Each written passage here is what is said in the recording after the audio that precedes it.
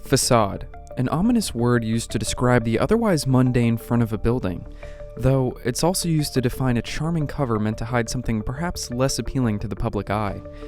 Recently, quite a few of these facades have been covered on YouTube or in articles.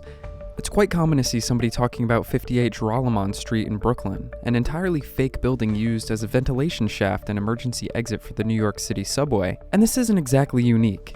These types of buildings can be found all over the world, like 23 Leinster Gardens in London, or 145 Rue Lafayette in Paris. Well-known, secret buildings meant to keep the architectural or historical aesthetic of these cities while serving an entirely different purpose.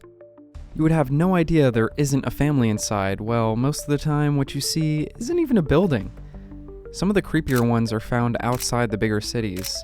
Take 3215 Wade Avenue in Raleigh, North Carolina, for example. It looks like any old house tucked behind the trees, albeit with an unusually grand doorway. Unbeknownst to you, though, it's actually a water booster pumping plant. Side note, I didn't know Ford started making 9-seater trucks. This one at 128 Wingate Valley Drive in Missouri is even crazier. It's literally indistinguishable from any other home aside from being slightly larger. But inside it's a membrane bioreactor's wastewater treatment plant. What? There's dozens of these hidden buildings, and this list only covers the known ones. Take a look on Wikipedia, it's literally called List of Fake Buildings. Some of these pop up in the most unusual places, so who knows, maybe that neighbor you've never seen isn't really a neighbor at all. Imagine living right next to a sewage treatment plant and having absolutely no idea. That thought kind of irks me. But let's take it a step further. What if your entire town was fake? About 10 years ago, the Russian town of Suzdal was due for a visit by President Putin. Not wanting to disappoint him with the disheveled state of the historic city, buildings were covered with canvases of sleek, clean, and modern architecture. Essentially just giant posters presenting a prosperous exterior while underneath the layer of paper the cracked and crumbling buildings remained. Hilariously, Putin never even showed up, so it was all for naught anyway. But it seems Suzdal borrowed their idea from a famous Russian story of old, the Potemkin village. The name comes from the Russian statesman Grigory Potemkin, a late military man and lover of Empress Catherine the Great. In the late 1700s, Potemkin sought to conquer the lands of Crimea for the Russian crown. He was successful militarily, but he was also responsible for colonizing the rural agricultural lands, and found his pockets a bit empty after his campaign. You'd think he would just ask for a little assistance from his lady, but our boy Grigory quite liked his head, both of them, right where they were. So when Catherine the Great sent word that she was coming to visit their newly acquired lands, Potemkin scrambled to get things in order. Akin to a teenage boy stuffing all his clothes and Red Bull cans into the closet 5 minutes before a girl comes over, Grigory had facades of a pleasant-looking village built, actors imported from Central Russia, grain bags filled with sand, and his fingers crossed. As Catherine sailed by on her ship, she saw a prosperous community with smiling peasants, plentiful livestock, and heaps of grain. As soon as she passed, everybody quickly tore down the construction and moved swiftly upriver and rebuilt it to make it appear as though the entire land was successfully colonized. Historians debate whether or not this actually happened, but it's a fun and cute story, so in my headcanon it did. A more modern example of a Potemkin village, even though it's not technically a village, that's just the term used for this sort of thing now, is the Ryong Hotel in Pyongyang, North Korea. The megalithic pyramid-shaped skyscraper began development during the Cold War to flex North Korea's prowess. Construction halted in 1992 after the collapse of the Soviet Union, and for 16 years, the building stood as a concrete shell without windows or furnishings of any kind. Work resumed in 2008 and was completed in 2012, but still to this day, nobody has stayed at the hotel. This is because there's literally no interior. A massive fake building dominating the skyline of the nation's capital. It makes the city appear prosperous and magnificent, which is what they were going for, but knowing the massive structure that took 25 years to build isn't even complete is just embarrassing.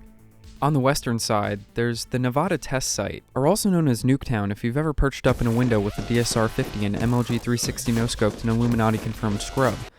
But I was slightly surprised to see this place actually exists outside of Indiana Jones and the Call of Duty universes. Used from 1951 to 1992, 928 tests were conducted at the fake neighborhood in the middle of the desert. American suburban-style homes, cars, and mannequins all used to study the effects of nuclear explosives in the States. It's said that at the time, tourists in Las Vegas could commonly look out the window of their hotel room and catch a glimpse of a mushroom cloud. Free radiation for everyone! But these are commonly known fake communities. The test site served a purpose. There's many towns, neighborhoods, and city blocks created for testing and training reasons of all sorts. Like Hogan's Alley in Quantico, Virginia, a fake town filled with actors used to train new FBI agents in operations procedures. Or Fort Irwin, California, a military base the size of Rhode Island that's home to 12 fictional towns used to train U.S. troops set to be deployed in the Middle East. Ertabat Shar is one of the better-known ones and was constructed based off satellite imagery of Baghdad to appear as an Afghan city. In Sweden, Volvo created the fictional city of Astra Zero, a proving ground for testing their cars in realistic environments. So okay, there's plenty of fake towns, but it seems like none of them are really secret. None of them are really ominous. When searching for fake neighborhoods on Google, you'll get 1,000,001 articles about Boeing's faux neighborhood devised during World War II to hide their factories from Japanese bomber planes. And that makes sense. Secrets are supposed to be secret. But there's whispers online. Something here in America isn't quite what it seems. Have you ever driven through a small town and maybe noticed a parked car here or there, but not a single person? Have you noticed that neighbors seem to come out less and less? When's the last time you saw that car across the street actually go somewhere? If you live in a hot population center, you probably think this is crazy. I live in a blossoming community myself, so at first some of the experiences shared around just felt like unaware musings from perpetual bedroom dwellers. But some of them make convincing arguments, and I have to wonder if there's some layer of truth to the Empty Towns conspiracy. I first stumbled upon this idea from a video by Maverick Files, and I think you should check it out after this one. He covers a few interesting cases of folks encountering fake towns that I think are worth exploring. But I also found a few on my own, and I'd like to share some of the most compelling bits. This post comes to us from an Anon on 4chan from May 2024. Most homes aren't occupied. Spring and summer, I walk around the neighborhood at night. Many houses' blinds and shades are open, and I can see inside, but almost never do I see anyone inside. When I kept seeing these seemingly empty houses with cars in the front over and over, I started getting really disturbed. Where are these people? To keep things brief, I started entering houses. Only a few have been locked. I've entered 10 so far. No one has been in these houses. The lights are on, but I've never found anyone inside. When I've checked the upper floors, I've found that all the expected furniture isn't there. 8 of them had no beds. The last house I went into had 4 cars parked outside at 8 p.m. I entered through the front door, which was unlocked. I searched the entire house. No one was in there. What is this? Nothing I've ever experienced before has changed my whole worldview like this. I think something horrible happened. Almost everyone died, and the rest of us are in a psychotic haze from the trauma, imagining people who aren't there to cope. Either that, or we, or I, am the victim of some very twisted experiment. I mean, I don't encourage anyone to partake in B&E, but it's pretty interesting that this Anon actually went into these strangely unoccupied homes. A few users replied with thoughts that it could be rental companies keeping cars in the driveway to make it appear that the homes are occupied and possibly deter squatters. Someone else suggested it could be folks with multiple homes who are just staying somewhere else. All logical, but it doesn't really explain the cars being there. Unfortunately, OP's follow-up post makes him seem a tad bit psychotic, so who's really to say if he's a reliable narrator? I like this one comment from an Anon who's a door-to-door salesman. Pretty weird that people aren't opening the door for a solicitor, huh? One of my favorite thoughts from this thread was this Anon, who suggested the empty houses could be used to store server banks or as office spaces. I could see that making a lot of sense. If you live in a suburban area, go on Google Maps and check around your house. More than likely, you'll find several Google businesses set up in regular, seemingly residential houses.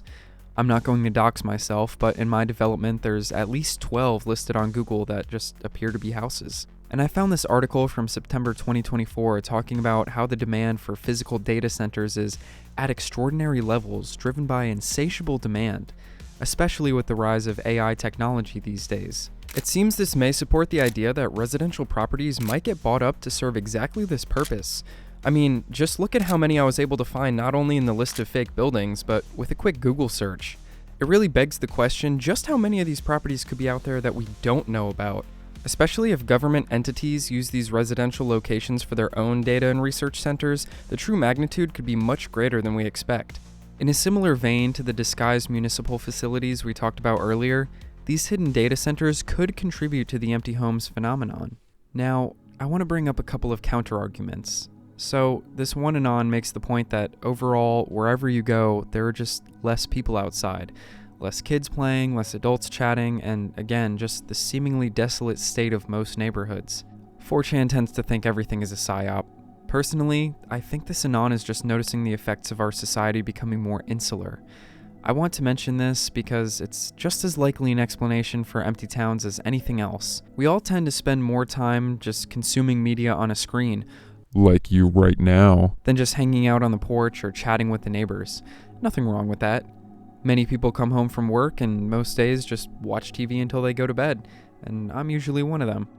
Lots of people don't even go to work anymore since the pandemic. With all the work from homers, the advent of delivery services, and the addictive online algorithms, is it really that big of a mystery as to why many people don't go outside as much as they used to? Another point I want to mention is corporations' roles in buying up residential real estate. We've all heard how BlackRock is buying up all the starter houses, forcing younger generations to rent instead of buy. I thought for sure this could have been a contributing factor to some of the unnaturally quiet communities, but it turns out these megacorps only own about 574,000 of the 15.1 million single-unit rental properties in the US, or just about 3.8% according to Strong Towns and NerdWallet. Honestly, I feel like these guys are business savvy enough to hide the real numbers though. There's no way they only own 574,000 homes in the US. But to the point of the video, sure, they hold these houses for equity, but wouldn't they also want them to constantly be occupied by paying renters? Ergo, the homes shouldn't necessarily be empty.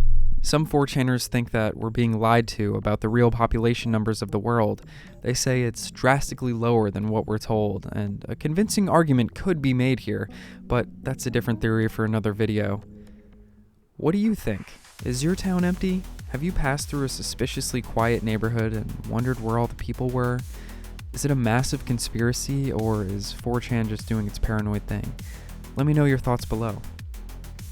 Fake buildings exist, and they could be all around you at this very moment. Mundane or sinister, it's hard to deny their ominous nature. Towering structures meant to add to a city's imposing skyline, standing secretly empty. Entire communities dolled up to look like family neighborhoods, but under the framework lies nothing but cold machinery. It seems the veil gets thinner with each passing year. Next time you go for a walk, count how many people you see. You might discover just how widespread this all is. Thanks for watching.